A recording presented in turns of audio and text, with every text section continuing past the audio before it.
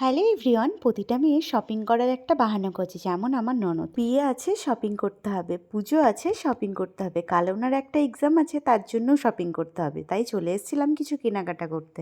আমার আর কিছু নেওয়া হলো না, ওই দুটো ড্রেস নিল, ওই ড্রেস নিয়েই আমরা বাড়ির দিকে রওনা দিলাম। আর ছেলেদের ড্রেসের কালেকশানগুলো এত সুন্দর ছিল, মনে হচ্ছিল তোমাদের দাদাভাইয়ের জন্য নিয়েই নিই।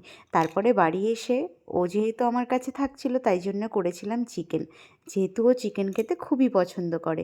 তো দুজন মিলে রাত্রেবেলা খেয়ে ঘুমিয়ে পড়েছিলাম। ও এক্সামের জন্য বেরিয়ে যাবে অনেক সকাল সকাল, তাই ও সকালবেলায় আর কি করব, করেছিলাম লুচি, আর রাত্রের যে মাংস ছিল ওটাই গরম করে দিয়েছিলাম, আর একটু করেছিলাম পায়েস, যেহেতু একটু মিষ্টি খেয়ে যেতে হবে, এক্সামের জন্য যাচ্ছে।